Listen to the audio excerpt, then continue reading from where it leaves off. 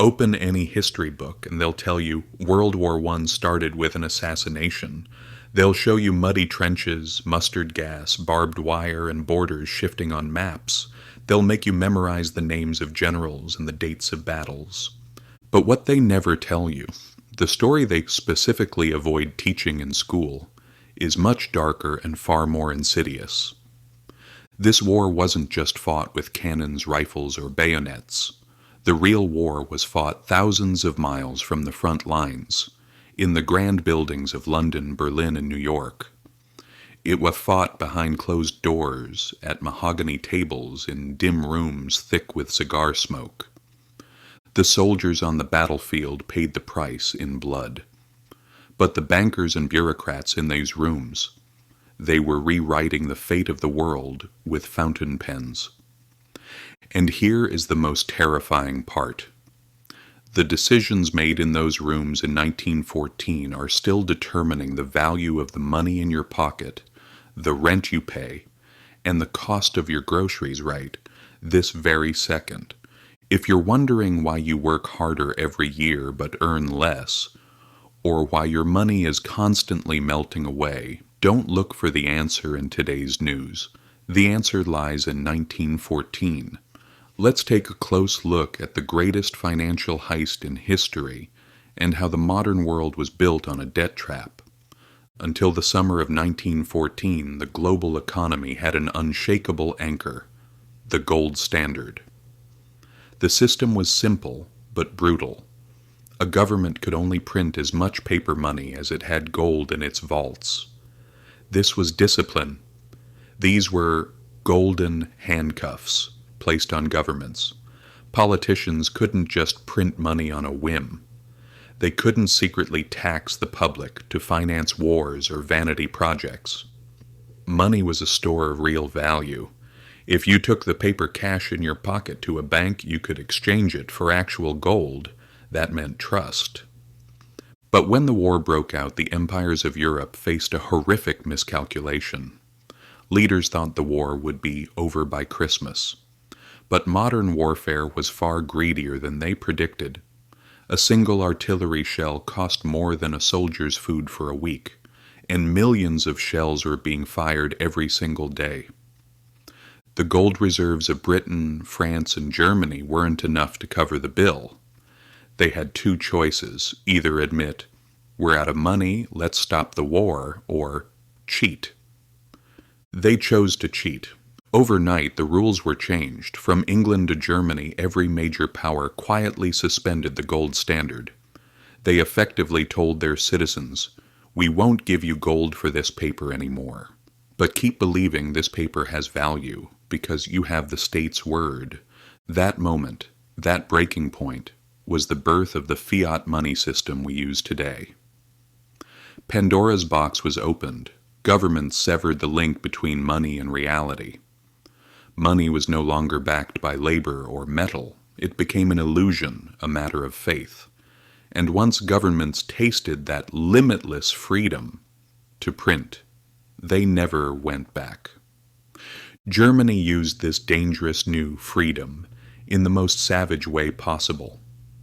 Blockaded by the British Navy and isolated from the world, Germany had no one to borrow from.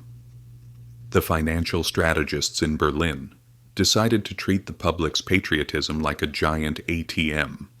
They launched massive propaganda campaigns. "Lend to us," they said. "Buy war bonds. When we win, we'll pay it all back with interest."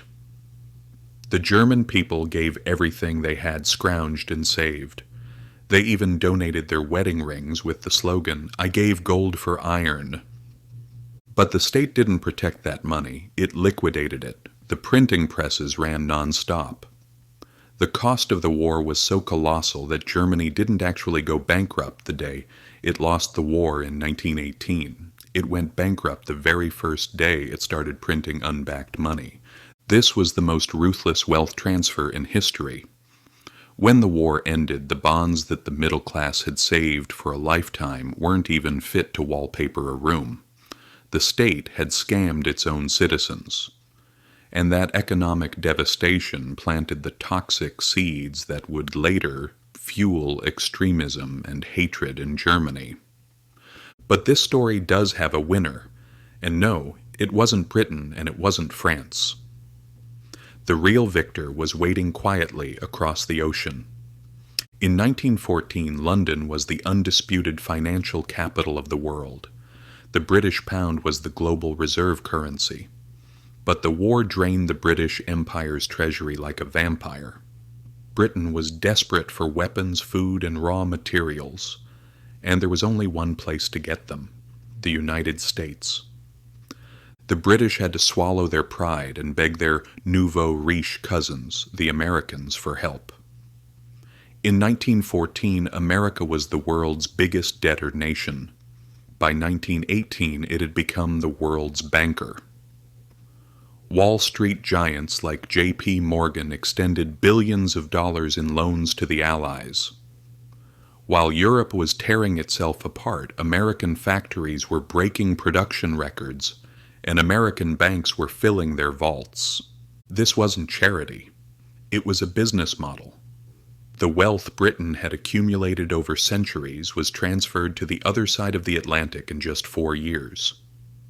Why is the American dollar the boss of the world today? Why does the whole world catch a cold when the U.S. Federal Reserve sneezes? This is why. The American century didn't begin with the Normandy landings. It began with those lone signatures in 1915. Meanwhile, France and Russia were facing their own financial apocalypses. The Russian Tsardom printed so much money and borrowed so heavily to fund the war that the economy collapsed. The revolution in Russia wasn't just ideological.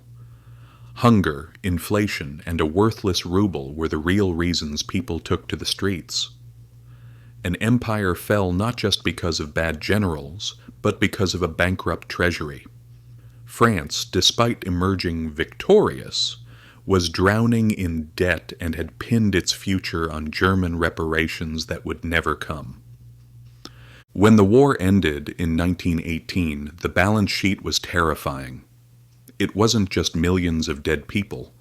The old world economy was dead too. Germany soon met hyperinflation. That nightmare scenario where you needed a wheelbarrow of cash to buy a coffee, where you had to run to spend your paycheck the moment you got it. Britain tried to restore its prestige by forcing the pound to remain strong, but that move destroyed its industry and condemned its people to unemployment. But the real lesson is the new management style that emerged from this wreckage. Governments discovered something dangerous. They realized how easy it was to borrow, to print money, and to lie to the public, saying, "Everything is fine, the fundamentals are strong." Once they tasted that sweet poison, that fiat money, they never let it go. Turn on the news today. Debt ceiling raised again. Central bank announces quantitative easing. Inflation is transitory. Do these phrases sound familiar? They should, because the ghost of 1914 is still walking among us. What we call the modern economy is basically just the permanent adoption of this state of emergency system invented during World War I. In every crisis, every war, every pandemic, the same playbook is opened. They print the money and the value drops. Your $100 in the bank might look like the same number, but its purchasing power is melting away. This is a hidden tax that goes unnamed. World War I taught us a brutal truth. Money is not independent of politics, and when governments and the banking system get desperate, the first cargo they throw overboard is your savings. The war in the trenches ended a century ago, but the war in your wallet never ended. In fact, it intensified. Don't be fooled when the system tells you you are safe, or when authorities say inflation is under control. They were saying the exact same thing in 1914, right until the money turned into scrap paper. True financial literacy isn't just knowing how to earn money. It's understanding how the system tries to take it back from you through inflation, crises, and illusions. They say history doesn't repeat itself, but it certainly rhymes. And those footsteps you hear right now? That is the old, metallic, terrifying rhyme of 1914. Keep your eyes open. Balance sheets don't lie. History is just repetition for those who aren't paying attention. If this gave you a new perspective, stay tuned, because on the dusty shelves of history there are many more secrets that can save today, and we are going to uncover them one by one.